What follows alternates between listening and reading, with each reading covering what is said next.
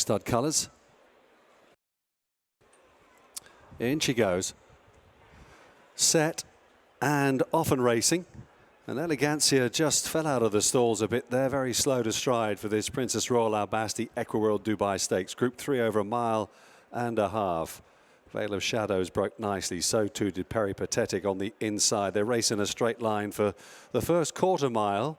Scarlett O'Hara is up there, just relegated to 4th place now by Sea Theme, who moves through on the outside in the dark blue jacket. Handy on the inside is Voodoo Queen, wider out Running Lion, racing at about 4th or 5th place there as they take the turn into the final 10 furlongs. So Peripatetic and James Doyle striding out ahead then of Sea Theme and Tom Marcon in the dark blue colours. Veil of Shadows is next, with on the outside then Running Lion and Oisin Murphy. Scarlett O'Hara and Voodoo Queen next, followed by Novice in the yellow jacket, together there with Frankie on Sweet Memories. Time Lock is at the back of the field with Elegancia, and bringing up the rear, Azazat and Chris Hayes, about 8 lengths off the speed now as the runners come down inside the final 7 furlongs of the contest. A decent gallop being maintained here by Peripatetic. Close up behind Sea Theme on the right of her, the royal blue jacket of Veil of Shadows. Up the inside there is Voodoo Queen. Still travelling one is Running Lion, the grey filly in the lighter green colours. Scarlett O'Hara behind there with Sweet Memories in the pink and blue stripes.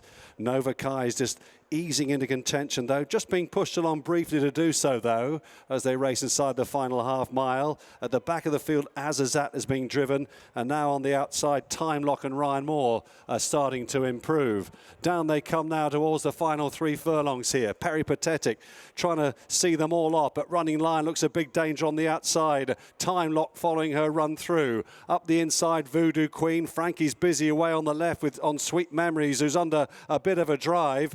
2 furlongs left to go. Time Lock sweeps through on the inside and takes over for Ryan Moore, and she's really grabbing the ground now as she races down the hill. Goes up by about 3 lengths. Sweet Memories is responding over on the far side from Running Lion, who's back in 3rd place, then Voodoo Queen. But up the hill she comes in splendid isolation. It's Time Lock, who's up by about 4 lengths here and pushed out towards the line. Will take the Princess Royal in really good style for Ryan Moore and Harry and Roger Charlton. Sweet Memories was 2nd, Running Lion 3rd, Nova Kai, and then staying on Azazat.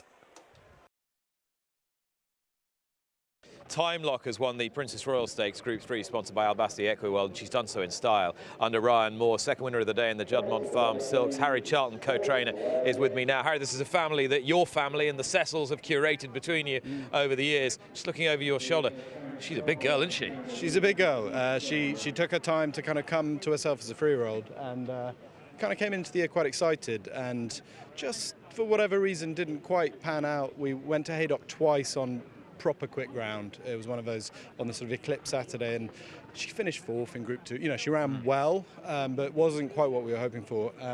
We went to France to Craon last time just to make sure she won her stake. Been there before? I haven't been, and I still haven't been. Apparently it's lovely. Apparently it's beautiful, yeah. Somewhere near Rennes. Yeah.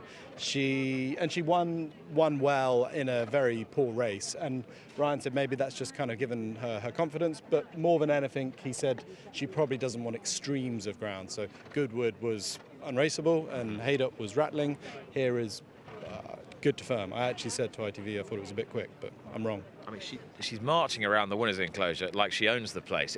She seems full of confidence. Yeah, I think so. Yeah, maybe that win in France has done her all the good. They said she loved the trip. She was full of kind of enthusiasm, and maybe just getting away and doing something different has helped her. All right, so would you be inclined to give her a shot at something really special before the end of the season?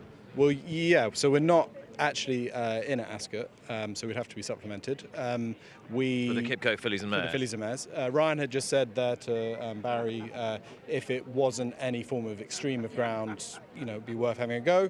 She's in a Group 2 in the middle of October, and she's also in the Group 1 at Munich or somewhere in November. So we'll have a pot because this is potentially her last year in training, and she's got Group 2 placing, Group 3 win, listed win, and anything with Group 1 on it would obviously help her. Okay, how high up the ladder in due course is Greek Order going to get after tomorrow? He's a beautiful horse. you know, every year when the Juddmonte horses come in, he was the standout. We always thought he was a good horse, and we didn't get it right. At 2 or the beginning of this year, we were probably running him 7, and we were kind of rushing him. When we stepped him up to 10 the other day, Oisin was able to just kind of completely take him out of the race, and he finished that day. This is a different kettle of fish tomorrow. It's going to be helter-skelter, not necessarily easy to drop in. 35 runners. We think he's, you know, potentially a nice horse next year. Again, I will sound the ground concerns tomorrow. He's actually never really raced on anything quicker than good.